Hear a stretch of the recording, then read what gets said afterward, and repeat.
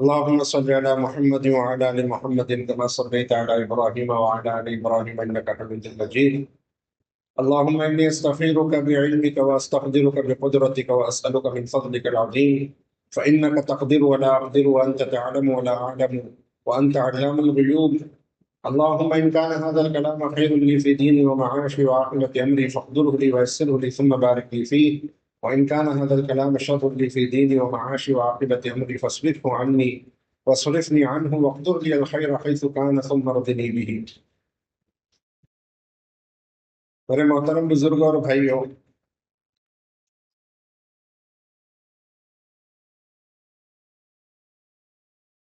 آدمی کو ہر وقت ہدایت کا طالب رہنا چاہیے. ہر وقت اللہ کے سامنے اپنے آپ کو طالب بنا کر پیش کرنا چاہیے. چاہے آدمی کتنا بھی غلط کاموں میں مبتلا ہو، چاہے کتنا بھی گناہوں میں مبتلا ہو، پھر بھی اسے امید نہیں ہارنی چاہیے، مایوس نہیں ہونا چاہیے کہ اتنے سال ہو گئے، اتنا وقت ہو گیا، مجھ سے گناہ نہیں چھوٹ رہے. ٹھیک ہے، ندامت ایک الگ چیز ہے، ندامت تو ہونا ہی چاہیے، ندامت تو ہونا ہی چاہیے، لیکن ایسی ندامت جو مایوسی تک لے جائے. ہر آدمی کو ندامت ہوتی ہے، بھائی میں کچھ کر نہیں پا رہا ہوں، میں کوئی دین کی خدمت نہیں کر پا رہا ہوں، اور میری زندگی جو دعوت دے رہا ہوں اس کے مطابق بن نہیں رہی ہے. تو یہ ندامت کا احساس ہونا چاہیے. اگر یہ احساس ختم ہو جائے گا تو آدمی جری ہو جائے گا. کیا ہو جائے گا؟ جری ہو جائے گا، بے خوف ہو جائے گا. اور یہ گمراہی کا پہلا راستہ ہے کہ آدمی جرت پر آ جائے. سمجھے؟ اس لیے اپنی دعوت دینے میں بھی اس کا اہتمام کرنا کہ لوگوں کو جری مت بناؤ. لوگوں کو کیا مت کرو؟ جری مت بناؤ. یعنی اس طرح دعوت مت دو، اس طرح لوگوں کو نہ کہو کہ ان کے اندر نفرت پیدا ہو جائے. بشرا ولا تنفرا، بشارتیں سناؤ، نفرتیں مت دلاؤ. ہمارا کام، دعوت کی ترتیب ہی ایک الہامی ترتیب ہے، اللہ کی طرف سے یہ نظام دیا گیا ہے. حالانکہ امر بالمعروف نہی عن المنکر دونوں ایمان کے شعبے ہیں. امر بالمعروف نہی عن المنکر، بھلائیوں کا حکم دینا اور برائیوں سے روکنا، دونوں ہی ایمان کے حصے ہیں. دونوں ہی کام دعوت کی محنت میں ہوتا ہے. لوگ جو ہے اعتراض کرتے ہیں، کہتے ہیں کہ آپ نہیں عن المنکر نہیں کرتے، منکر سے نہیں روکتے. نہیں، ایسی بات نہیں ہے. دعوت کا کام ہی امر بالمعروف نہیں عن المنکر کا ہے. اسی کا نام دعوت کی محنت ہے. نیکیوں کا حکم کرنا، برائیوں سے روکنا، یہی کام ہے دعوت. لیکن یہ دعوت کی جو عمومی محنت ہے، یہ پوری دنیا کو سامنے رکھ کر، پوری امت کو سامنے رکھ کر کام کیا جا رہا ہے. اور امت میں الگ الگ طبیعت کے لوگ ہوتے ہیں. یہ کسی خاص طبقے کے لیے محنت نہیں ہے، کسی خاص کمیونٹی کے لیے محنت نہیں ہے، کسی خاص جماعت کے لیے، کسی خاص فرقے کا کام نہیں ہے، بلکہ دعوت کی محنت تو عمومی محنت ہے. دنیا کے تمام انسان، چاہے وہ ایمان والے ہو چاہے غیر ایمان والے ہوں، سب تک اللہ کا پیغام پہنچانا ہے. مالدار بھی ہوں گے، غریب بھی ہوں گے، پڑھے لکھے بھی ہوں گے اس کام میں، اور ان پڑھ بھی ہوں گے، تیز مزاج کے بھی ہوں گے، نرم مزاج کے بھی ہوں گے، سخی مزاج کے بھی ہوں گے، بخل کے مزاج کے بھی ہوں گے، ہے نا؟ اچھے اخلاق والے بھی ہوں گے، برے اخلاق والے بھی ہوں گے. بلکہ بلکہ وہ لوگ زیادہ ہوں گے جو گناہوں میں مبتلا ہیں. کیونکہ یہ تو امت کا کام ہے۔ حضرت جی مولانا الیاس صاحب رحمۃ اللہ علیہ سے کوئی ساتھیوں کی شکایت کرتا تھا کہ فلانا ایسا کر رہا ہے، فلانا ایسا کر رہا ہے، فلانا ایسا کر رہا ہے، تو حضرت کہتے تھے میں نے تو دھوبی گھاٹ کھولا ہوا ہے۔ میں نے کیا کھولا ہے؟ دھوبی گھاٹ۔ دھوبی کے یہاں پہ کون سے کپڑے آتے ہیں؟ صاف ستھرے، دھلے دھلائے۔ یہ دھوبی کے یہاں تو میلے کچیلے کپڑے آتے ہیں۔ دھوبی کا کام ہے کہ ان کپڑوں کو صاف کر کے، اچھا پاک صاف کر کے واپس دے۔ یہ دھوبی کا کام ہے۔ دعوت کی محنت تو دھوبی گھاٹ ہے۔ یعنی یہاں تو ایسے لوگ آئیں گے جو اپنی زندگیاں ضائع کر چکے ہیں گناہوں میں، جو اللہ کو ناراض کر چکے ہیں، وہ جہالت کی اندھیریاں دیکھ چکے ہیں، پھر تھک ہار کر اپنی زندگیوں سے مایوس ہو کر اور گناہوں کی زندگی سے پچھتا کر پھر وہ توبہ کر کے دعوت کی محنت کی طرف آتے ہیں۔ جب وہ اس کام کی نورانیت کو دیکھتے ہیں، جب انہیں سمجھ میں آتا ہے کہ اصل زندگی آخرت کی ہے، ہم تو دھوکے کی زندگی میں تھے، تب اس احساس کے بعد وہ اللہ کی طرف پلٹتے ہیں، تب وہ اپنے آپ کو بدلنے کی نیت سے دعوت کے کام میں جڑتے ہیں۔ تو اگر دھوبی گندے کپڑوں سے نفرت کرنے لگے، اگر دھوبی گندے کپڑوں سے نفرت کرنے لگے تو اس کا کام چلے گا؟ نہیں چلے گا۔ تو اگر دعوت کا کام کرنے والا چاہے وہ کسی بھی اونچے معیار پر پہنچ گیا ہو، اعلیٰ درجے کے علم پر پہنچ گیا ہو، اعلیٰ درجے کے تقوی پر پہنچ گیا ہو، اعلیٰ درجے کی قربانی پر پہنچ گیا ہو، اگر وہ نئے مجمع سے، اگر وہ دعوت کے عمومی ساتھیوں سے اس کے دل میں اگر نفرت پیدا ہوتی ہے، غصہ پیدا ہوتا ہے، تو سمجھ لو کہ یہ آدمی دعوت کے روح کو نہیں پہچان پا رہا، دعوت کے کام کی روح کو نہیں پہچان پا رہا۔ پوری دنیا میں نفرتیں پھیلی ہوئی ہیں، گھروں میں محبتیں نہیں ہیں، باپ بیٹوں کے بیچ میں نہیں بن رہی ہے، بھائی بھائی میں نفرتیں۔ ایسے حالات میں اگر دعوت کا کام کرنے والے بھی نفرت پھیلانے لگ جائیں اور وہ بھی محبت کو ختم کر کے اور اپنے دعوت کا اسلوب جو ہے وہ غصے والا، تان تشنی والا، ٹوکنے والا، دور کرنے والا، نفرت پھیلانے والا اگر بنا دے، تو بتاؤ جب اس کام میں ہی لوگوں سے دوریاں پیدا کرنا شروع کر دیں گے تو اب اس کے بعد کون سا کام باقی رہے گا جو امت کو گمراہیوں سے نکال کر ہدایت پر لے کر آ سکے؟ اس لیے ہمارے کام میں پوری امت کے عمومی مزاج کی رعایت کے ساتھ فضائل کا پہلو غالب ہے۔ کون سا پہلو غالب ہے؟ فضائل کا۔ یہ کوئی کام نہیں ہے، یہ کوئی منکر سے روکنا ایسا نہیں ہے کہ کوئی آدمی کسی گناہ میں مبتلا ہے اور آپ سامنے جا کر اس کو ٹوک دیں۔ ہاں، یہ تو ایمان کا اعلیٰ درجے کا حصہ ہے جو ان لوگوں کے ذمہ فرض ہے جن کو اللہ نے ایسی طاقت دی ہے، جن کو اللہ نے وہ ذمہ داریاں ان کے کاندھوں پر ڈالی ہیں، جو حاکم ہیں، جو گھر کے بڑے ہیں، ان کے ذمہ یہ ہے من رأى منکم منکرا فلیغیرہ بیدہ، جو کسی منکر کو دیکھے وہ اپنی ہاتھ کی طاقت سے اس منکر کو بدل دے۔ یہ جو بڑے ہیں جن کے اوپر ذمہ داری ہے ان کے ذمہ ہے یہ کام، علماء کے ذمہ ہے، اور ہر گھر کا بڑا اپنے گھر کا بڑا ہے، اس کے ذمہ ہے۔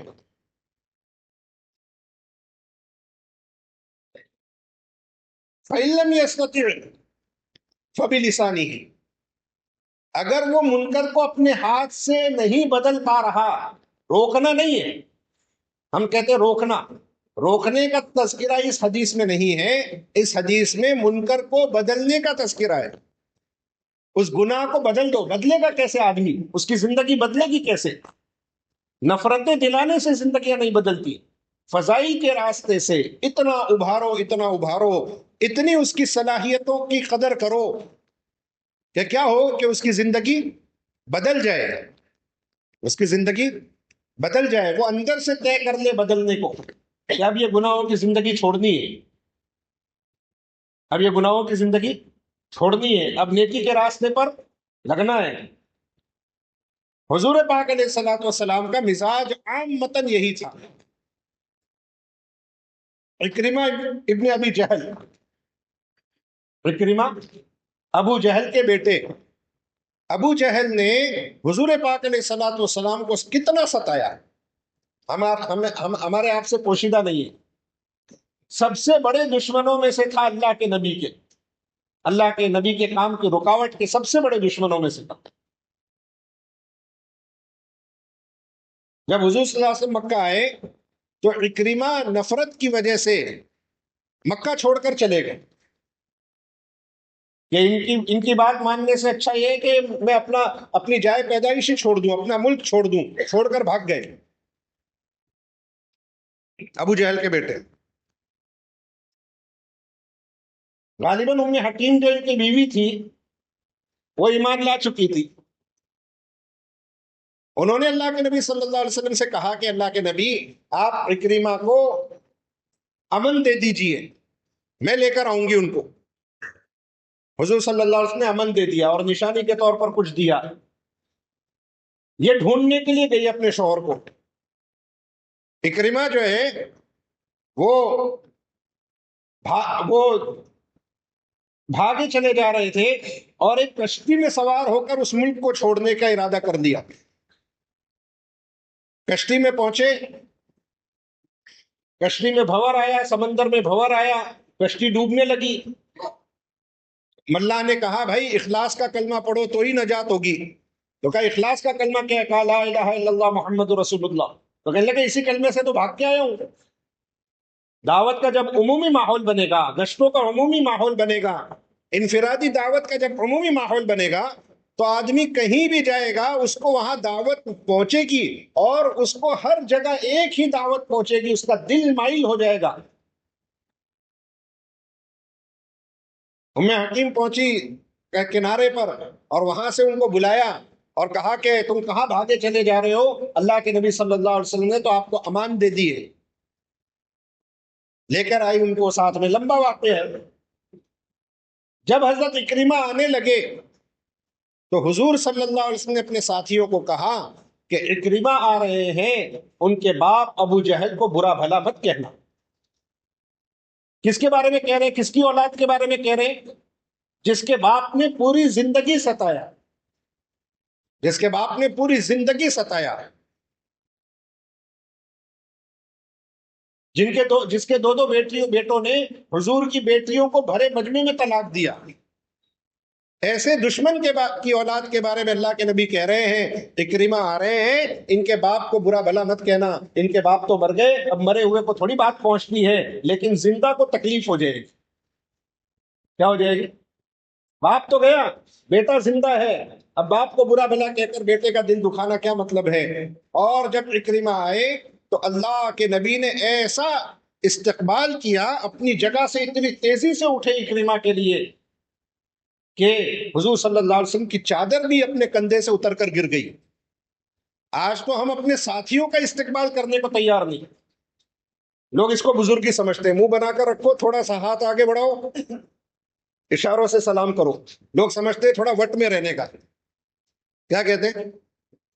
थोड़ा वट में रहने का, थोड़ा अपना मकाम बना के रखने का, हर जगह झुकना नहीं है। और फिर सोचते हैं कि अल्लाह हमसे दावत का काम लेगा, फिर सोचते हैं अल्लाह हमसे पूरी उम्मत के जोड़ने का काम लेगा।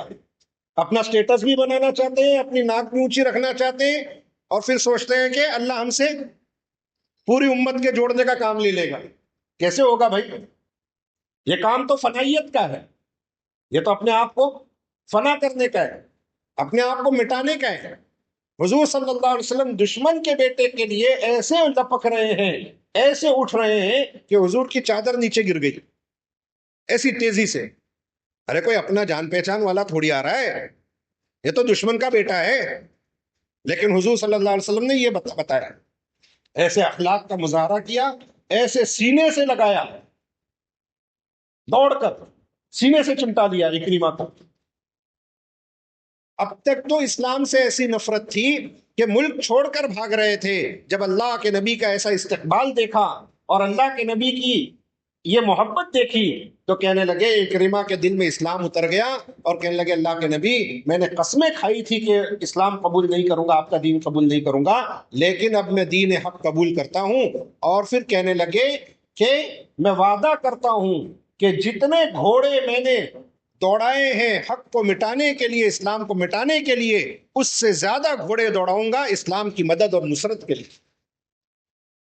یعنی جتنی میری طاقت دین حق کو مٹانے پر خرچ ہوئی ہے، اب اس سے زیادہ محنت میں دین حق کو چمکانے پر کروں گا۔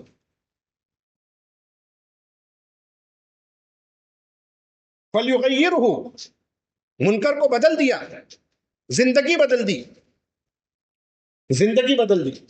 ایک آدمی کفر کو چھوڑ کر اور ایک آدمی ظلمتوں کو چھوڑ کر ایمان کی طرف آ گیا اور طے کر لیا اس بات کو کہ اب جتنی زندگی گناہوں میں گزاری ہے اور جتنی کوششیں حرام کاموں کے لیے کی ہے، اس سے زیادہ کوششیں حلال کے لیے کروں گا، اس سے زیادہ کوششیں اللہ کے دین کو زندہ کرنے کے لیے کروں گا۔ تو یہ ہے ہمارے کام کا اصل اسلوب۔ منکر کو بدل دو اپنے ہاتھ سے، یا منکر کو بدل دو اپنی زبان سے، اور اگر اس کی طاقت نہیں رکھتے تو منکر کو بدل دو اپنے فبقلبہ، اپنے دل سے۔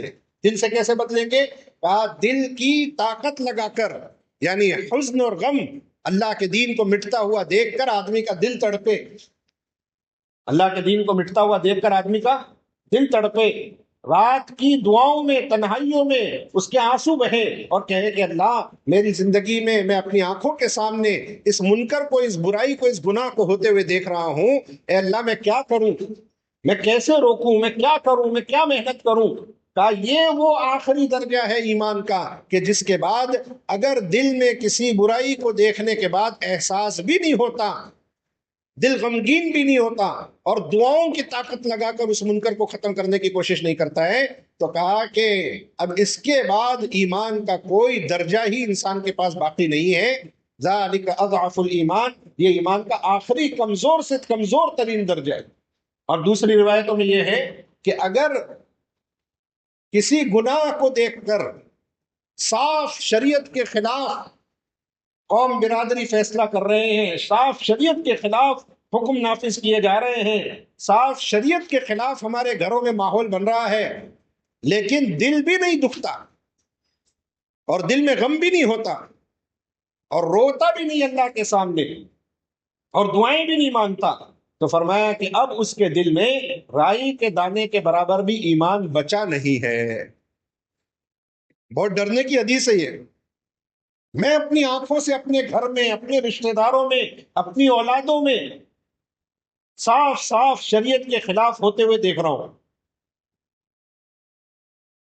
اپنی عورتوں میں صاف صاف شریعت کے خلاف ہوتے ہوئے دیکھ رہا ہوں، نہ کبھی اس پر کوئی تذکرہ کرنا، نہ کبھی بیٹھ کر ان کو سمجھانا، یا نہ کبھی اللہ کے سامنے رو کر گھر کا ماحول بدلنے کی کوشش کرنا، اور پھر یوں سمجھتا کہ میں کیا کر سکتا ہوں، میں تو اپنے اعمال کر رہا ہوں، میں کیا کر سکتا ہوں۔ دعوت کی جو محنت ہے، اس کے جو اعمال ہیں، وہ اعمال ایسے مضبوط ہیں کہ اگر وہ اعمال آدمی اہتمام سے کرے تو انشاءاللہ سارا نظام اللہ قابو میں لے آئے۔ گھر کی تعلیم بنیادی عمل ہے، گھر کی تعلیم بنیادی عمل ہے، اپنے گھر کے ایک ایک فرد کو دعوت کی محنت پر لانے کے لیے۔ ہم بیٹھنا ہی نہیں چاہتے اولادوں کے ساتھ، ہم بیٹھنا ہی نہیں چاہتے اپنے بیوی بچوں کو لے کر دین کی بات کرنا ہی نہیں چاہتے۔ آدمی سمجھتا ہے، آدمی سوچتا ہے بھائی ان کے سامنے کیا بڑی بڑی باتیں کروں، ان کے سامنے تو سب معاملہ کھلا ہوا ہے، دیکھ رہے ہیں روز میرے رات اور دن کو دیکھ رہے ہیں۔ کہ نہیں، جو دعوت کی ذمہ داری ہے وہ تو پوری کرنی ہی ہوگی۔ اگر اپنے گھروں میں تعلیم کا ماحول بنائیں، اگر اپنے بچوں کو لے کر بیٹھیں اور صحیح طریقے سے تبلیغ کریں، صحیح اخلاق کے ساتھ، بشرا ولا تنفرا، بشارتیں سناؤ، نفرتیں نہ دلاؤ، آسانیاں پیدا کرو، مشکلیں نہ پیدا کرو، دوریاں نہ بناؤ، قریب کرو لوگوں کو کیا کرو؟ قریب کرو۔ تو اس مزاج کے ساتھ دعوت کے کام میں چلے گا، اللہ اس سے بہت بڑا کام لیں گے۔ کسی کو کہا کہ اخلاص والے ہدایت کے چراغ ہیں، ان کے پیروں کے تلے اللہ بڑے بڑے فتنوں کو دبا دیتے ہیں۔ جس کو اس کام سے کچھ نہیں چاہیے، نہ اپنی واہواہی چاہیے، نہ دنیا بٹورنا ہے،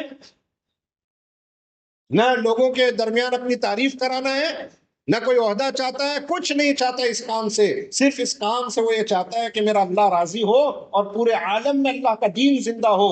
ایسے اخلاص والوں سے اللہ فتنوں کو ختم کرا دیتے ہیں۔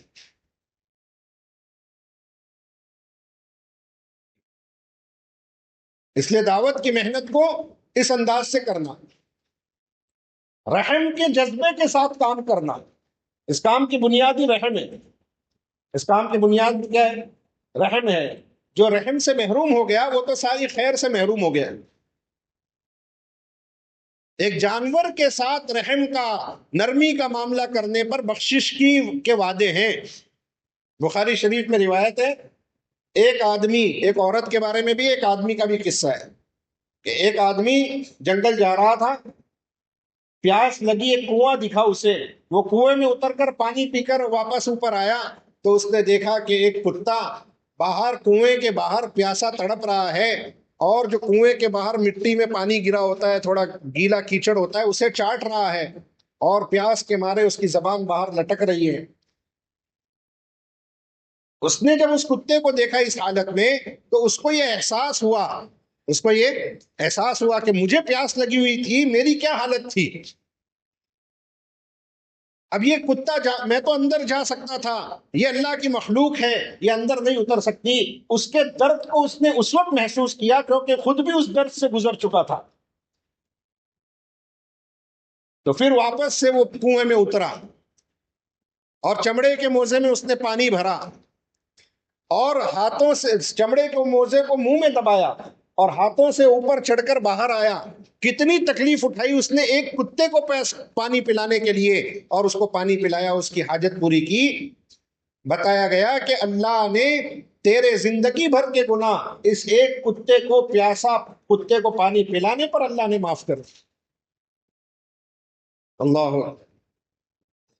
اسی کے ذیل میں تشریح میں ایک واقعہ لکھا ہے ایک محدث کا، ایک بڑے حدیث پڑھانے والے تھے جو حدیث کی کتابیں لکھا کرتے تھے۔ اس زمانے میں قلم اور دوات ہوتے تھے، لکڑی کی قلم کو سیاہی میں ایسے ڈبو کر پھر لکھا جاتا تھا۔ تو جب ان کا انتقال ہو گیا، کسی کے خواب میں وہ آئے، ان کو کسی نے پوچھا کہ آپ کے ساتھ کیا معاملہ ہوا؟ انہوں نے فرمایا اللہ نے میری مغفرت کر دی، اور فرمایا کہ بہت عجیب بات پر اللہ نے مغفرت کر دی جس طرف ذہن بھی نہیں گیا تھا۔ کہا کیا؟ کہ میں دین کی باتیں لکھتا تھا، کتابیں لکھتا تھا، تصنیف و تالیف کے ذریعے خدمت دین کرتا تھا۔ ایک مرتبہ میں نے جب قلم دوات میں ڈبویا اور باہر نکال کر لکھنے لگا، ایک مکھی آئی اور میرے قلم کے نوک پر بیٹھ گئی اور اس سیاہی کو پینے لگی، یعنی وہ پیاسی تھی، اس سیاہی کو پینے لگی۔ وہ کہتے ہیں کہ میں نے قلم اس وقت تک ویسے ہی رکھا جب تک کہ وہ مکھی اڑ نہ گئی، اس وقت تک میں نے اس مکھی کو نہیں اڑایا، اور پھر بعد میں جب وہ چلی گئی تب میں نے لکھا۔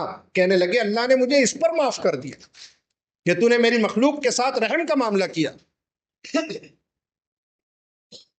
تو نے میری مخلوق کے ساتھ رحم کا معاملہ کیا۔ بخاری شریف میں حدیث ہے کہ ایک عورت کو عذاب دیا گیا ایک بلی کے پالنے پر، ایک عورت کو عذاب اس پر دیا گیا کہ اس نے بلی پالی اور اس بلی کی خیر خبر نہ کی اور اس کو کھلا بھی نہیں چھوڑا تاکہ وہ جو ہے اپنا پیٹ پال لیتی، اور وہ بلی بھوک سے مر گئی۔ اللہ نے اس کو پکڑا، اس پر جہنم میں ڈالا کہ تو نے اللہ کی مخلوق کو عذاب دیا۔ جو دین ایسی مہربانی سکھاتا ہو، جو دین ایسی شفقت سکھاتا ہو، جو دین ایسی نرمی اور ایسی مخلوق خدا کی ہمدردی سکھاتا ہو،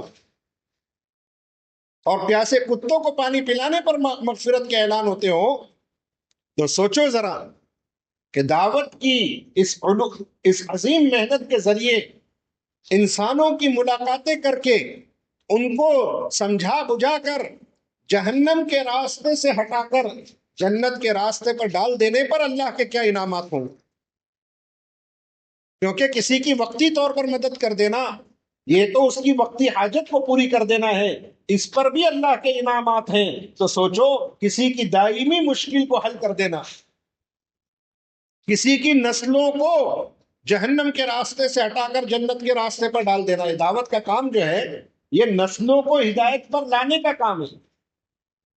کس کو ہدایت پر لانے کا کام ہے؟ ایک فرد کو نہیں، ایک فرد کو نہیں، کیونکہ جب ایک فرد کسی گھر کا حق کے راستے پر لگتا ہے اللہ اس کو ذریعہ بناتے ہیں، اور اس کے ذریعے اس کی قوم میں، اس کی برادری میں، اس کے خاندان میں، اس کی نسل میں، بلکہ اس کی 7 پیڑھیوں تک وہ نیکی چلتی رہتی ہے۔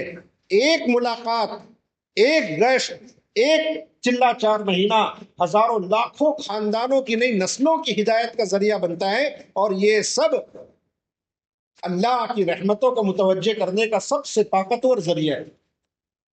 ہاں، اگر یہ حرص ختم ہو گئی دعوت کے کام میں تو پھر ہر چیز سرسری ہو جائے گی، ہر چیز کیا ہو جائے گی؟ رسمی ہو جائے گی۔ گشت کے گشت بھی روٹین والے، ملاقاتیں بھی بے جان۔ کیوں؟ کیونکہ کسی کو حضرت جی مولانا الیاس صاحب رحمۃ اللہ علیہ فرمایا کرتے تھے، مولانا یوسف صاحب رحمۃ اللہ علیہ فرمایا کرتے تھے کہ گشت کرنے والے کا جذبہ تو ایسا ہو اور اس کا درد اور فکر ایسا ہو جیسا آگ میں پھنسے ہوئے کو نکالنے کے لیے جب کوئی آدمی جاتا ہے اس کا اندر کا جذبہ کیسا ہوتا ہے کہ اگر میں نے اس کو اس وقت نہیں نکالا یہ آگ میں جل جائے گا۔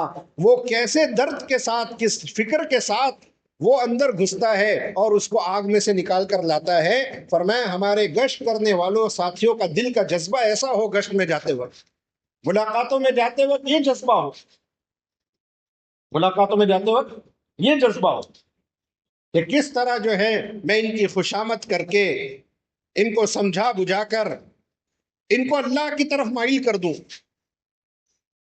جب اسلوب صحیح ہوگا، جب نیت صحیح ہوگی، جب فکر صحیح ہوگی، جب اللہ سے، اللہ کی طرف دل لگا ہوا ہوگا اور عاجزی اور انکساری کے ساتھ دعوت کی محنت کرے گا تو پھر اللہ اس کو ذریعہ بنائیں گے ہدایت کا، پھر اللہ اس کو ذریعہ بنائیں گے ہدایت کا۔ اور پھر کیا کریں گے اللہ؟ پھر اللہ ایسے دروازے کھول دیں گے کہ اس کے ایک ایک جملے پر لوگوں کو توبہ نصیب ہوگی، اس کی ایک ملاقات پر اللہ ایسا اثر ڈال دیں گے لوگوں کی زندگیاں بدل جائیں گی۔ لیکن شرط یہ ہے کہ کام کو محنت اور قربانی کے ساتھ کرنا، کام کو محنت اور قربانی کے ساتھ کرنا، مجاہدے کے ساتھ کرنا، اپنے نفس کی خواہشات کو دبا کر کرنا۔ ہمارے کام کی روح ہی مجاہدہ ہے، ہمارے کام کی روح کیا ہے؟ اس لیے آرام پرستی کے ساتھ دعوت کا کام نہیں ہو سکتا، تعیش کے ساتھ دعوت کا کام سرسری ہو جائے گا۔ آدمی کے اندر اگر آرام پرستی آ جائے، سونا اچھا ہونا چاہیے، کھانا اچھا ہونا چاہیے، اگر اس ترتیب پر صرف انہی چیزوں کو سامنے رکھ کر کام کرے گا تو قربانی والا مزاج ختم ہو جائے گا، اور قربانی کا مزاج ختم ہو جائے گا تو پھر سارے اعمال رسمی ہو جائیں گے، سارے اعمال کیا ہو جائیں گے؟ ایک روٹین والے ہو جائیں گے۔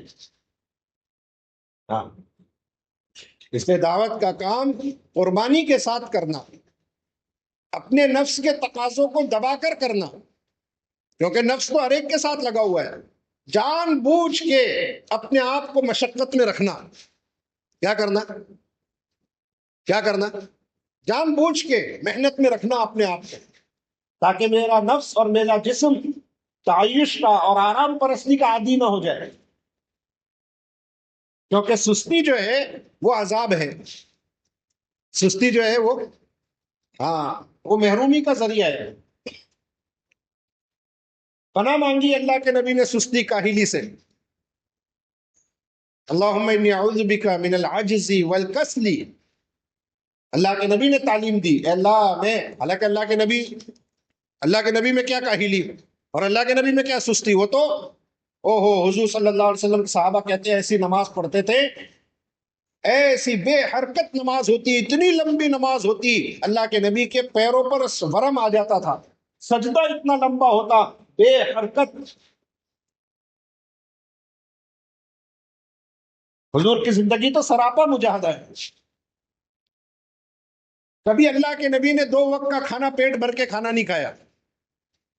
عائشہ صدیقہ رضی اللہ عنہ فرماتی ہیں سب سے پہلی بدعت حضور کے بعد جو شروع ہوئی ہے وہ پیٹ بھر کے کھانا کھانا شروع ہوا ہے. حضور کے زمانے تک پیٹ بھر کے کھانا نہیں کھایا جاتا تھا.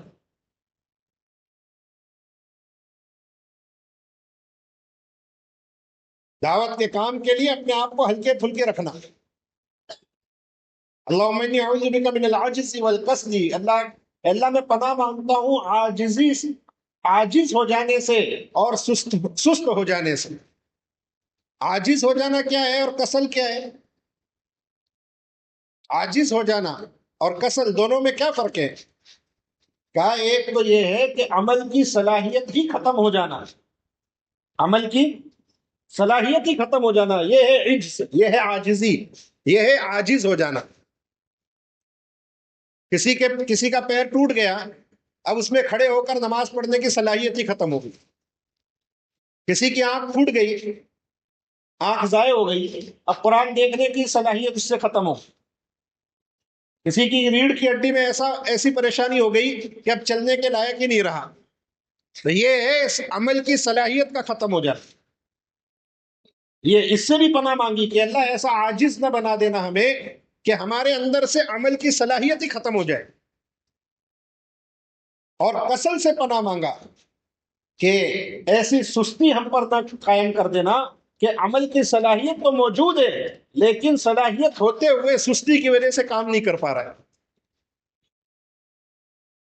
صلاحیت تو موجود ہے، صلاحیت تو موجود ہے، قربانی دے سکتا ہے، تھک سکتا ہے، ملاقاتوں میں جا سکتا ہے، لوگوں کی تشکیلیں کر سکتا ہے، لیکن سستی غالب ہے اور محنت مشقت کا مزاج ختم ہو گیا ہے. تو اب صلاحیت ہوتے ہوئے کرنا نہیں چاہتا ہے. تو دونوں چیزیں سے پناہ مانگی. اللہم انی اعوذ بک من العجز والکسل، اے اللہ میں پناہ چاہتا ہوں عاجز ہو جانے سے اور کسل سستی سے، یعنی اس سے پناہ مانگتا ہوں کہ میرے عمل کی صلاحیتیں ہی ختم ہو جائے. اور اللہ میں اس سے بھی پناہ مانگتا ہوں کہ عمل کی صلاحیت تو موجود رہے لیکن میں عمل نہ کروں.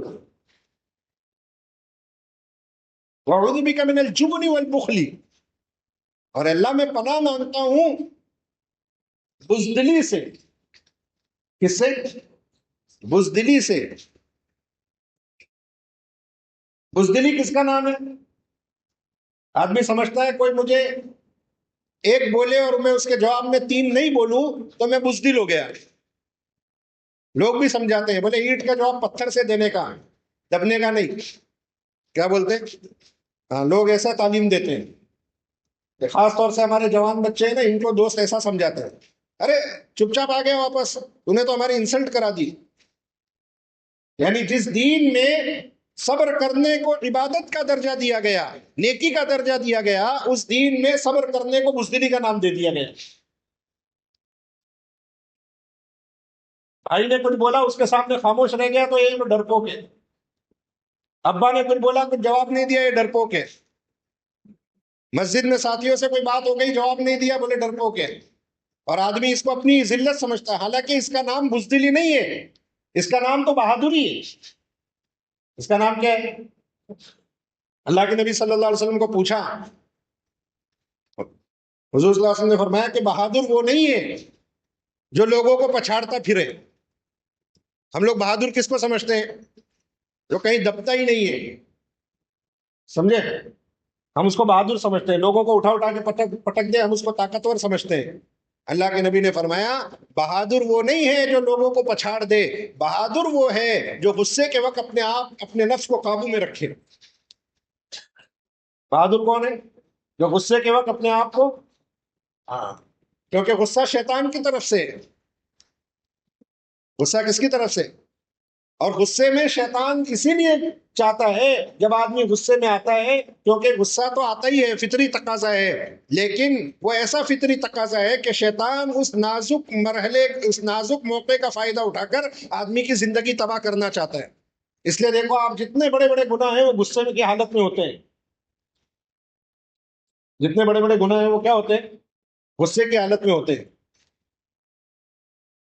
ذرا سا میاں بیوی میں کوئی بات ہوئی، غصہ آ گیا، قابو نہیں رکھ سکا اور طلاق دے دی۔ حالانکہ اچھی خاصی زندگی چل رہی تھی، بچے ہو گئے تھے، خاندان، فیملی، رشتہ دار، سب کچھ چل رہا تھا، کوئی مسئلہ ہی نہیں تھا، لیکن بس وہ ایک غصے کی کیفیت، ایک ہیجانی کیفیت آئی اور اس میں اپنے آپ کو قابو میں نہیں رکھا، زبان سے کہہ دیا۔ اب وہ جو اتنے سال کا رشتہ بنا ہوا، بچوں کی زندگی برباد، بیوی کی زندگی برباد، خود اس کی زندگی برباد، خود اس کے خاندان کی زندگی برباد، سب کچھ ختم۔ غصہ آیا، ہاتھ اٹھا دیا، کچھ کر دیا، سامنے والے کو کچھ ہو گیا،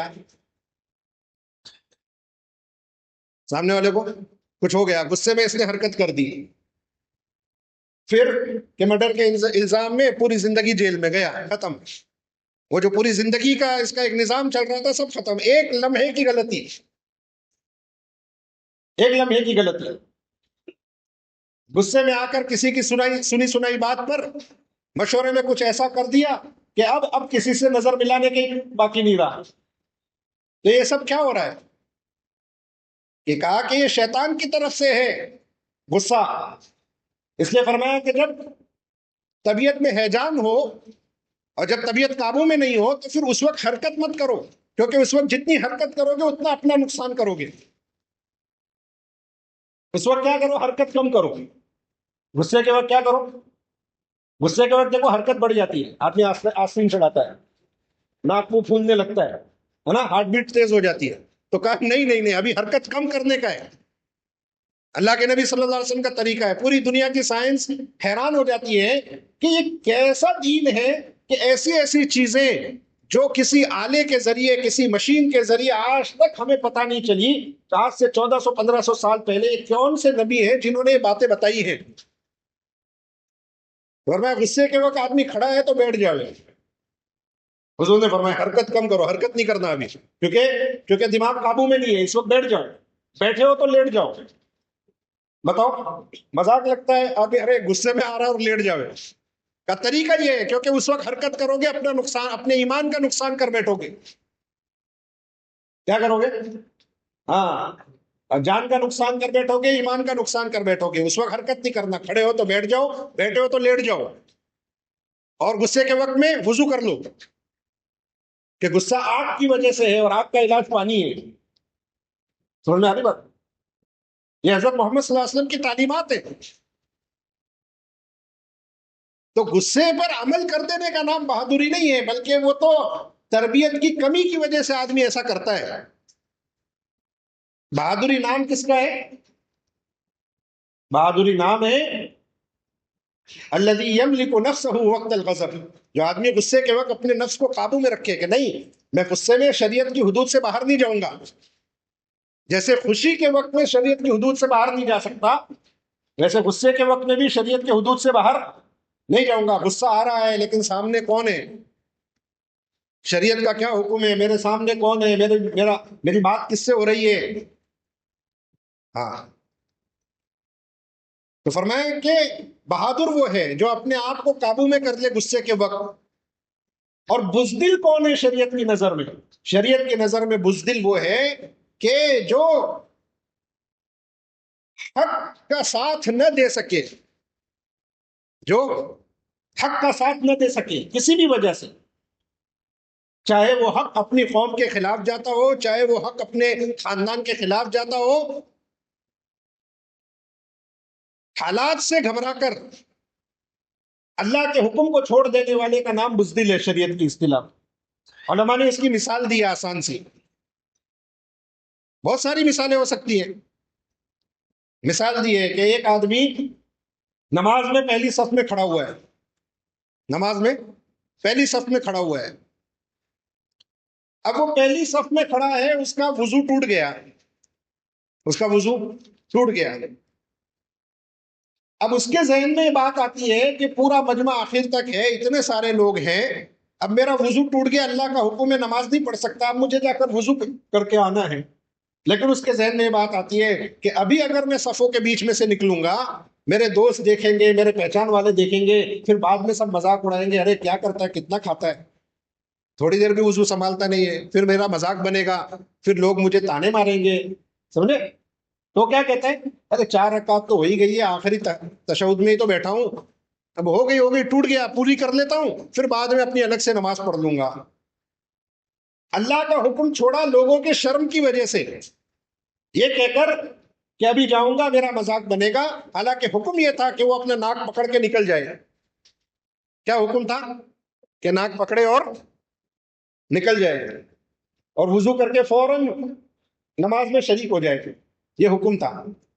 لیکن لوگوں کے شرمندگی کے ڈر سے، لوگ کیا کہیں گے اس کے ڈر سے، وہ اللہ کے حکم سے پیچھے ہٹ گیا، اسی کا نام بزدلی ہے۔ پوری قوم، پوری برادری اللہ کے حکم کے خلاف کر رہی ہے، اور وہ جانتا ہے کہ یہ سب نبی کے دین کے خلاف ہے، اس کے باوجود لوگ کیا کہیں گے، لوگ کیا کہیں گے، اور اس ڈر سے حق سے پیچھے ہٹ جاتا ہے، حق کہنے سے بھی پیچھے ہٹ جاتا ہے۔ اس کو کیا کہا ہے شریعت میں؟ یہ بزدل ہے۔ تو پناہ مانگی ہے، اللہم انی اعوذ بک من العجز والکسل واعوذ بک من الجبن، میں ایسی بزدلی سے پناہ مانگتا ہوں کہ جس میں آدمی حق کا ساتھ نہ دے سکے، والبخل، اور میں پناہ چاہتا ہوں بخل سے۔ ضرورت کے وقت میں نہ خرچ کرنے والے کو بخیل کہتے ہیں۔ ضرورت کے وقت میں، ایک ہوتی ہے ضرورت میں، ایک ہوتا ہے بغیر ضرورت کے خرچ کرنا، ایک ہوتا ہے بغیر ضرورت کے خرچ کرنا، جس کا نام تبذیر ہے۔ یہ سب سے برا درجہ ہے۔ ضرورت ہی نہیں تھی، وہاں وقت لگانے کی کوئی ضرورت نہیں تھی، وہاں مال خرچ کرنے کی کوئی ضرورت نہیں تھی، سمجھے؟ مثال کے طور پر ایک آدمی کے پاس 5-7 جوڑے 10 جوڑے اس کے پاس سلے ہوئے رکھے ہیں، اچھے نئے کپڑے ہیں، بہترین ہے، کوئی مسئلہ نہیں۔ مارکیٹ میں گیا، کوئی کپڑا پسند آ گیا، واہ واہ کیا بہترین کپڑا ہے، یہ بھی سلوا لیا۔ 4-5 جوتے آرام سے بہترین موجود ہیں، ایک جوتا پسند آیا وہ بھی لے لیا، کوئی ضرورت ہی نہیں تھی وہاں خرچ کرنے کی۔ گناہ کے کام میں خرچ کر دیا، جان لگا دیا، مال لگا دیا، جہاں پر خرچ کرنے کی ضرورت نہیں تھی، منع تھا۔ یہ سب تبذیر میں داخل ہے۔ ان المبذرین کانوا اخوان الشیاطین، فرمایا اللہ کے نبی نے، یہ تبذیر کرنے والے شیطان کے بھائی ہیں۔ تبذیر کرنے والے کیا ہیں؟ ہاں، کہ ان کا وقت، ان کی جان مال کی صلاحیتیں اور ان کا مال کہاں خرچ ہو رہا ہے؟ بغیر کوئی دینی ضرورت نہیں، کوئی دنیا کی ضرورت نہیں، وہاں خرچ ہو رہا ہے۔ یہ تبذیر ہے، یہ سب سے خطرناک درجہ ہے۔ اور اس سے پہلے کا درجہ کہ اسراف ہے، کہ اسراف کیا ہے؟ کہ ضرورت میں ضرورت سے زیادہ خرچ کرنا۔ خرچ تو کر رہا ہے ضرورت میں، خرچ کر رہا ہے کس میں؟ ضرورت میں، لیکن ضرورت سے زیادہ خرچ کر رہا ہے، وہ اسراف ہے۔ ضرورت میں ضرورت سے زیادہ خرچ کرنا، اور اسراف کی مثال آگ کی سی ہے، کہ جیسے آگ کا کبھی پیٹ نہیں بھرتا، ویسے اسراف کا کبھی پیٹ نہیں بھرتا۔ کیونکہ اسراف ضرورت سے آگے ضرورت میں خرچ کرے گا تو خواہش میں داخل ہو جائے گا، اور خواہش کی تو کوئی انتہا نہیں ہے، خواہش کی کوئی انتہا نہیں ہے۔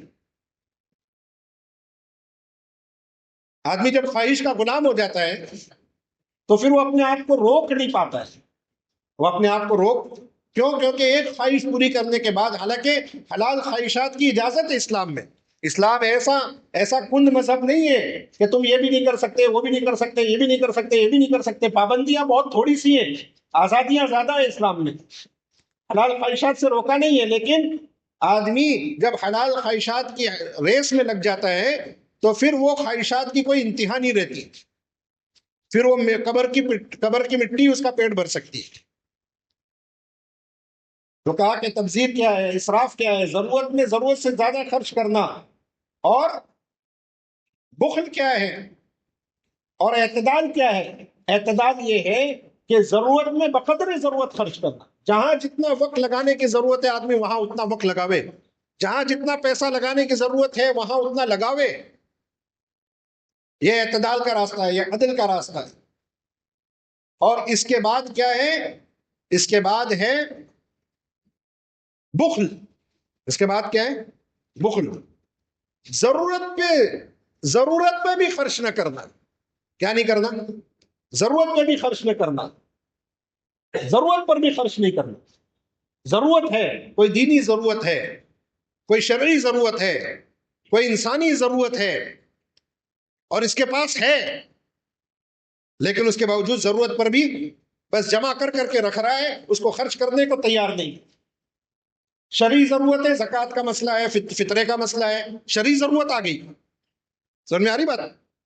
شرعی ضرورت آ گئی تو اب وہ پیسے جمع کر کے رکھنے کے نہیں ہے، اب وہ خرچ کرنے کے.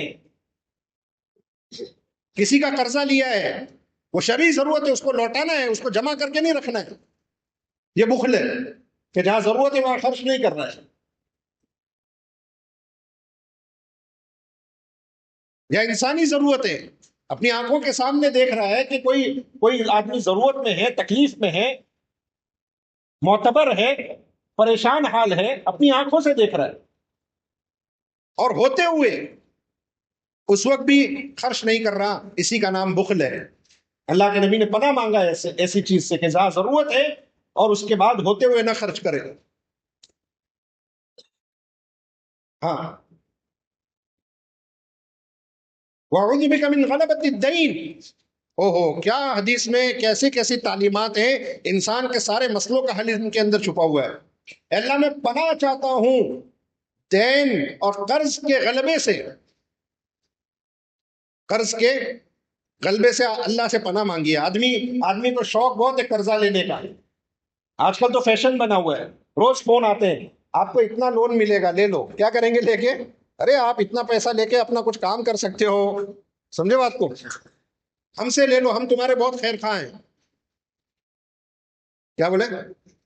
ہم تمہارے بہت خیر خواہ ہیں، ہم سے لے لو اتنی رقم. ارے آج سگا بھائی نہیں دیتا ہے، تم اتنی مہربانی میں کیوں دے رہے ہو؟ سگا بھائی نہیں دے رہا ہے اور بینک سے فون آ رہا ہے کہ آپ لے لو ہم سے.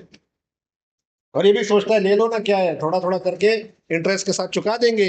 ایک ساتھ دیتے ہوئے تھوڑا بھاری پڑتا ہے، تھوڑا تھوڑا کر کے دینے میں کیا پرابلم ہے، آسان ہے. اللہ کے نبی نے فرمایا، اللہ نے فرمایا جو سود میں ہاتھ ڈالے گا وہ اللہ کے ساتھ اور اس کے رسول کے ساتھ اعلان جنگ کر رہا ہے. اللہ کے ساتھ اعلان جنگ کر رہا ہے. قرضہ لینا اجازت ہے شریعت میں، اور قرضہ دینا عبادت ہے. قرضہ لینا کیا ہے؟ اجازت ہے، حکم نہیں ہے. قرضہ لینے کی اجازت ہے، لے لو ضرورت پڑے تو، لیکن محمود نہیں ہے. مت مانگو کسی سے، اپنی حاجتیں اللہ سے کہو. اپنی حاجتیں کس سے کہو؟ اللہ سے کہو. تو کیا ہوگا؟ دل اللہ کے قبضے قدرت میں ہے. دل اللہ کے قبضے میں. اللہ تمہاری حاجت کیسے پوری کروانا چاہتا ہے وہ اللہ کا اور اللہ کا معاملہ ہے. بعض مرتبہ آپ نے دیکھا ہوگا اندر دل میں بار بار داعیہ پیدا ہو رہا ہے، فلانے صاحب کو کچھ دے دوں، فلانے کی مدد کر دوں، وہ فلانا ہاسپٹل میں ایڈمٹ ہے، اس کا کچھ کام کر دوں. بار بار دل میں جذبہ آ رہا ہے. کہاں سے آ رہا ہے؟ کہاں سے آ رہا ہے؟ اس نے فرمایا کہ نیکی کا ارادہ اللہ کی طرف سے. دل میں نیکی کا ارادہ کس کی طرف سے؟ اللہ کی طرف سے. اور گناہ کا ارادہ حالانکہ وہ بھی اللہ کی طرف سے ہوتا ہے، لیکن اس کی نسبت اللہ کی طرف نہیں کی جاتی ہے. اللہ کسی کے دل میں گناہ کے ارادے نہیں ڈالتے، گناہ کے ارادے شیطان کی طرف سے. نیکی کا ارادہ ہے، کر لو. نیکی کا ارادہ آ رہا ہے دل میں، رکو مت. کیونکہ بعض مرتبہ شیطان نیکی سے نہیں روکتا، لیکن نیکی کو ٹال دیتا ہے، نیکی سے روکتا نہیں. ایک اللہ والے کا واقعہ ہے نا، بیت الخلاء میں تھے، استنجا خانے میں تھے، باتھ روم میں تھے، اور اچانک وہاں سے اپنے خادم کو بلایا اور اپنا کرتا دے دیا. بولے فلانے صاحب کو دے دینا. تو خادم نے بعد میں کہا کہ حضرت ایسی کیا جلدی لگ رہی تھی، آپ آرام سے استنجا خانے سے باہر آ جاتے، غسل خانے سے باہر آتے، دے دیتے، اس میں کیا بات تھی؟ کہا نہیں، مجھے وہاں خیال آیا یہ نیکی کرنے کا کہ فلانے صاحب کی مدد کرنی چاہیے. میرا خیال آیا، مجھے اپنے نفس پر اطمینان نہیں تھا کہ یہ اس وقت کا خیال ہے، اگر باہر نکلتے نکلتے موڈ چینج ہو گیا، خیال بدل گیا تو یہ نیکی رہ جائے گی. جو لوگ نفس کی شرارتوں کو جانتے ہیں، وہ اس طرح اپنے نفس کی حفاظت کرتے ہیں کہ نیکی کا ارادہ آ رہا ہے کر لو، گناہ کا آ رہا ہے پیچھے ہو جاؤ. گناہ کا ارادے میں ہاں اپنے نفس کو بہلاؤ، کوئی بات نہیں، بعد میں کریں گے. کر لیں گے، کیونکہ نفس کو جتنا بولو گے نہیں کریں گے وہ اتنا ابھارے گا. بولے ٹھیک ہے نا، کر لیں گے نا، ابھی گناہ کا ارادہ ہے، کیا بولو گے، کر لیں گے، بعد میں دیکھیں گے. تب تک وہ انشاءاللہ اس وقت وہ گناہ کا ارادہ ٹل جائے گا. نیکی کا ارادہ آ رہا ہے، ٹالنا نہیں، بلکہ جو ارادہ آ رہا ہے کر گزرو، کر دو. مخلوق خدا پر رحم کرنے کا ارادہ آ رہا ہے، کر لو. اللہ کے دین کے تقاضوں پر وقت لگانے کا ارادہ آ رہا ہے، کر لو. دیر مت کرو اس میں، کیونکہ دیر کرتے ہی نفس بدل جاتا ہے، ارادے بدل جاتے ہیں، دل پلٹ جاتا ہے. تو قرضہ لینے کی اجازت ہے، لیکن قرضہ لینا مستحب نہیں ہے. اللہ سے کہو اپنی حاجتیں، اللہ تمہاری حاجتیں کس سے پوری کروائیں گے، کہاں سے پوری کرائیں گے، وہ اللہ جانتے ہیں. اور قرضہ دینا نیکی ہے، قرضہ دینا نیکی ہے. اور اتنی بڑی نیکی ہے، حدیث میں آتا ہے کہ اگر کسی قرض خواہ نے کسی کو وقت دیا ہے قرضے پہ وقت چکانے کا، لیکن اگر وہ کسی مجبوری کی وجہ سے نہیں دے پا رہا، تو روایتوں میں آتا ہے کہ جتنے دن کی وہ مہلت دیتا جائے گا، اتنے دن اتنا روپیہ اتنا مال اللہ کے راستے میں خرچ کرنے کا ثواب اس کو ملتا رہے گا. ایک آدمی نے کسی کو 1,00,000 روپیہ قرضہ دیا ہے، اس نے فلانی تاریخ کو دینے کا وعدہ کیا تھا، سمجھو 1 تاریخ کو دینے کا وعدہ کیا تھا، 1 تاریخ کو نہیں دے سکا، اس نے اس کو 1 دن کی مہلت دی، تو 1,00,000 روپیہ صدقہ کرنے کا ثواب 1 تاریخ کو. دوسری تاریخ کو مہلت دی، دوسری تاریخ کو 1,00,000 روپیہ صدقہ کرنے کا ثواب. تیسرے دن کی مہلت دی، تیسرے دن 1,00,000 روپیہ صدقہ کرنے کا ثواب، اگر نیت اس کی اللہ کو راضی کرنے کی ہو تو. لیکن غلبت الدین سے منع کیا، آدمی کا شوق بن جائے، اس کی ضرورت بن جائے لوگوں سے مانگنے کی، قرضہ لینے کی، یہاں تک کہ قرض لے کے وہ اپنے اس کے غلبے میں اس کے قرض کے بوجھ کے نیچے دب جائے، قرض کے بوجھ کے نیچے دب جائے. منع کیا اس سے، کیوں؟ کیونکہ قرض مقراض المحبت ہے. قرض جو ہے وہ کیا ہے؟ محبت کی کینچی ہے. اور قرض جو ہے وہ رات کی بے چینی ہے، دن کی ذلت ہے. قرض کیا ہے؟ دن کی ذلت ہے اور رات کی بے چینی ہے. وَأَعُوذُ بِكَ مِنْ غَلَبَةِ الدَّيْنِ وَقَهْرِ الرِّجَالِ. ایسے لوگ مسلط ہو جائیں جو ہمیں حق سے ہٹا دیں، ہمیں حق کے کاموں سے روک دیں، ایسے لوگوں کے مسلط ہونے سے بھی پناہ مانگیں. تو دعوت کا کام جو ہے وہ خوبیوں کا لین دین ہے، دعوت کی محنت خوبیوں کی لین دین ہے. برائی کس میں نہیں ہے؟ برائی اگر کوئی آدمی پرفیکٹ کی تلاش میں ہے تو وہ جو نعمت ملی ہوئی ہے اس سے بھی محروم ہو جائے گا. کوئی آدمی اگر یہ چاہتا ہے کہ مجھے ایک دم ایسے تعلقات ملے، ایسے رشتے ملے، ایسے ساتھی ملے، ایسی بیوی ملے، ایسے بچے ملے کہ جن کے اندر کوئی کمی نہ ہو، تو وہ اپنی موجودہ نعمت سے بھی محروم ہو جائے، کیونکہ کوئی ایسا نہیں ہے جس میں کوئی کمی نہ ہو. دعوت کی محنت یہ ہے کہ لوگوں کی غلطیوں سے صرف نظر کرتے ہوئے، لوگوں کی غلطیوں سے صرف نظر کرتے ہوئے، لوگوں کی خوبیوں کو دیکھتے ہوئے، جس میں جو خوبی ہے اس کو اس خوبی کے لائن سے آگے بڑھانے کی کوشش کرنا، یہ دعوت کا کام ہے. ابھی رمضان کا مہینہ گیا، اب رمضان کا مہینہ گیا، اب رمضان کے بعد اتنا بڑا مجمع مسجدوں میں موجود تھا جو رمضان میں ماشاءاللہ ماحول میں تھا، لیکن آج حال دیکھو مسجدوں کا. اب ہماری ذمہ داری ہے کہ جو ہمارے علاقے کے مصلی نمازی مسجدوں میں آئے تھے، جو رمضان میں دین کے قریب ہوئے تھے، حالانکہ وہ تو اس وقت کی ذمہ داری تھی کہ مسجد میں دعوت کا ایسا ماحول بنتا کہ وہ رمضان کے بعد بھی مسجد سے جڑے رہتے، لیکن اس کے باوجود ابھی بھی ہمیں اپنے حلقوں میں وقت لگانے کی ضرورت ہے، ہمیں اپنے علاقوں میں چلنے پھرنے کی ضرورت ہے. محنت کے عنوان بنا کر کریں گے تو اللہ. ہم سے یہ سوال نہیں ہوگا کہ تم نے کتنے لوگوں کو ہدایت دی، اور ہم سے یہ سوال نہیں ہوگا تم نے کتنے لوگوں کو جماعت میں نکالا. ہم سے سوال یہ نہیں ہوگا، ہم سے سوال یہ ہوگا کہ تم نے محنت کیا کی. ہم نتیجے کے مکلف نہیں ہیں، ہم محنت کے مکلف ہیں. صحیح محنت ہوئی کہ نہیں ہوئی، ہم اس کے مکلف ہیں. ہم کس کے مکلف ہیں؟ صحیح محنت کے مکلف ہیں، صرف محنت کے بھی نہیں، ورنہ تو ہر آدمی محنت کر رہا ہے.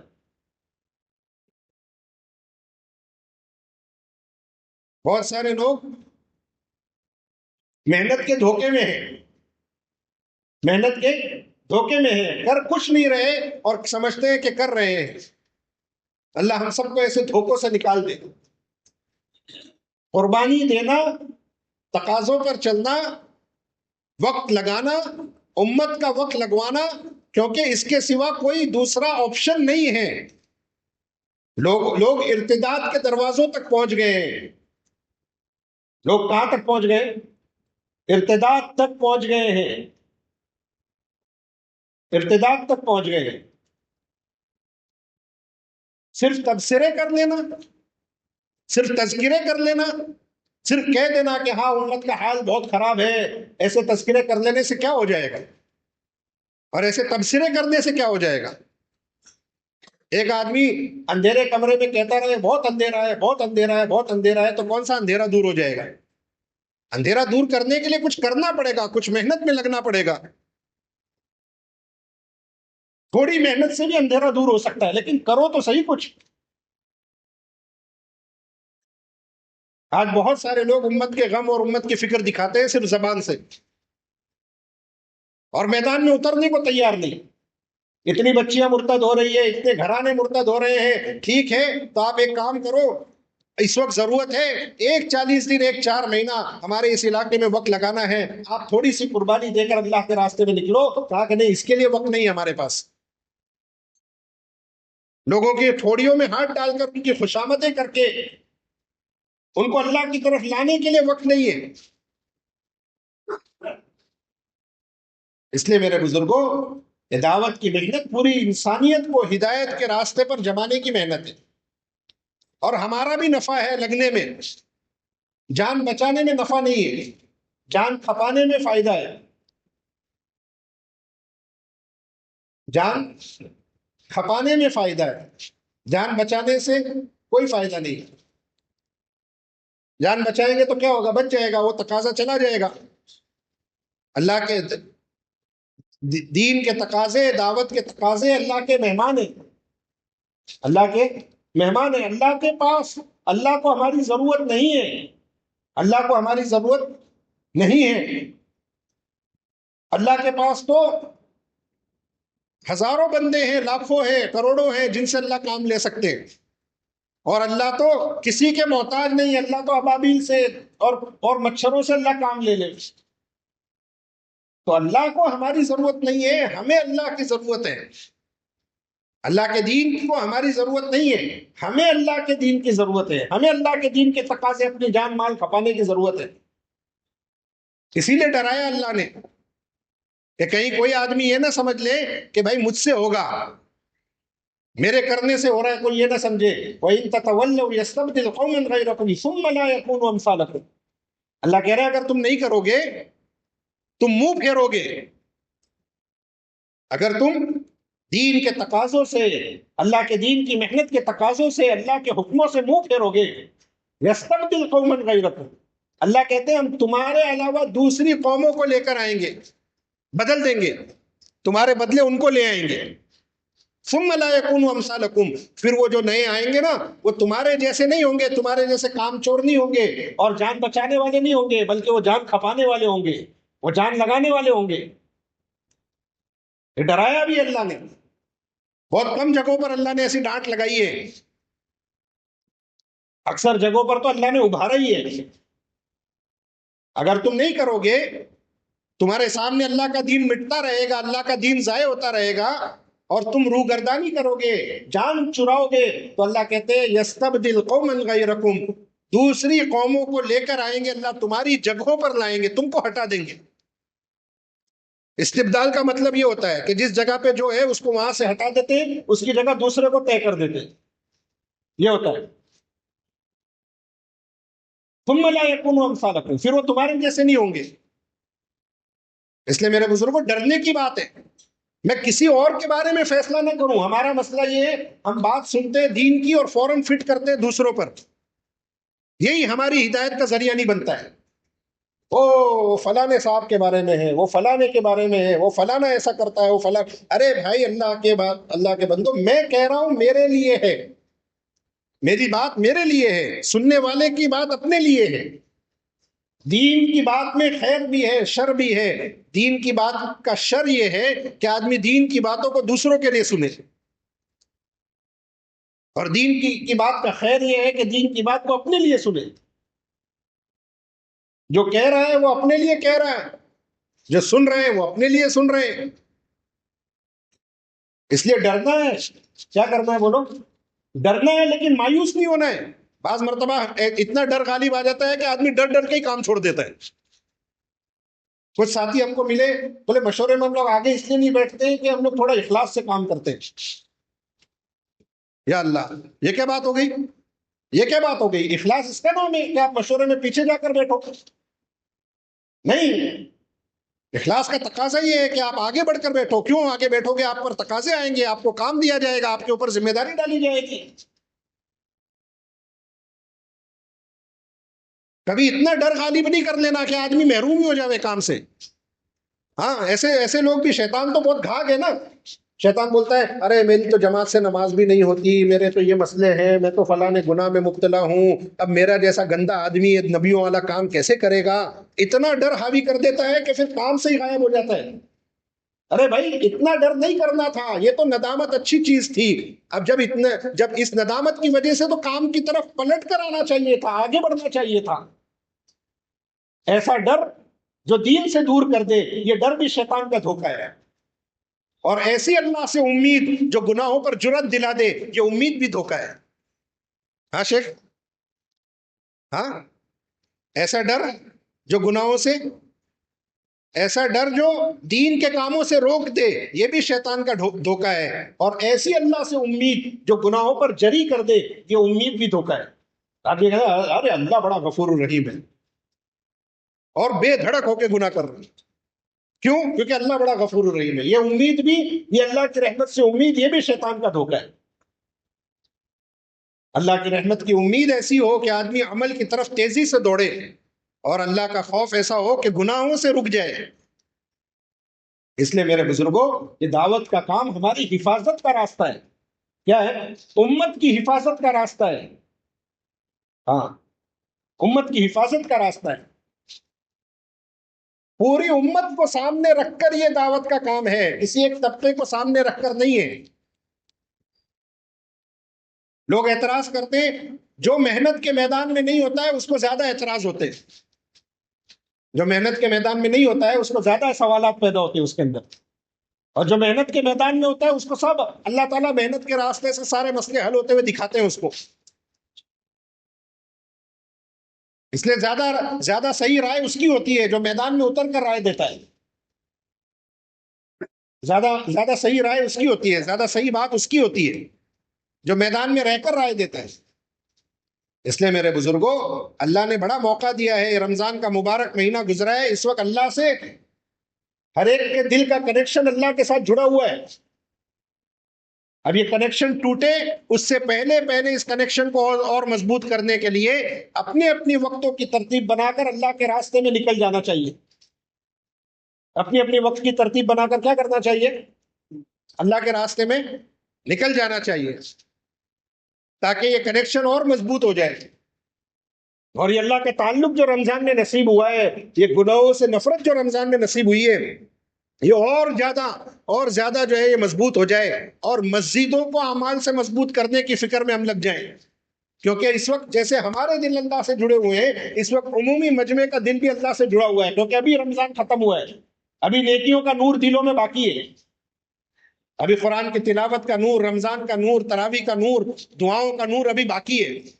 تو کیا کرنا کہ ایسے میں مسجد کی محنت کو مضبوط کر کے عمومی نقل و حرکت کا ماحول بنانا، 3 دن کی جماعتیں، 4 مہینے کی جماعتیں، محنت کرنا ہمارے ہاتھ میں ہے، نتیجہ اللہ کے ہاتھ میں۔ محنت ہم کریں گے، نتیجہ اللہ لائیں گے، اور اللہ کسی کی محنت کو ضائع نہیں کرتے۔ اللہ کا معاملہ ایسا ہے، تم کرو گے تو اللہ دیں گے، اچھا دنیا کا معاملہ ہو، دین کا معاملہ ہو، حالانکہ دنیا اللہ نے مقدر کی رکھی ہے، حالانکہ دنیا اللہ نے کیسے رکھی ہے؟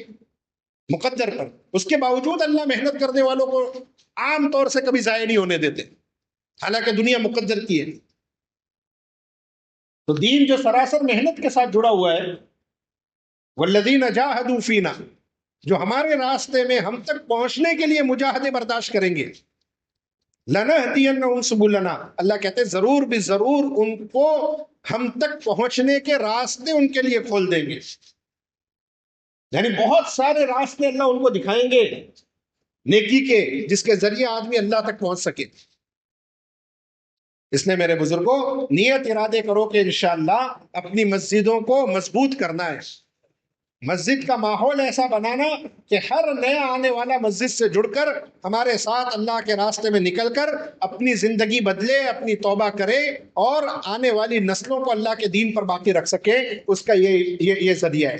اس کے ساتھ میرے بزرگوں، اپنی مسجد کو آباد کرنا اعمال سے، دعوت کے اعمال سے ہماری اپنی مسجدوں کو آباد کرنا، اپنے بچوں کو مکتب میں قرآن کی تعلیم سے جوڑنا، اپنی مستورات کو دعوت کی محنت میں لگانا.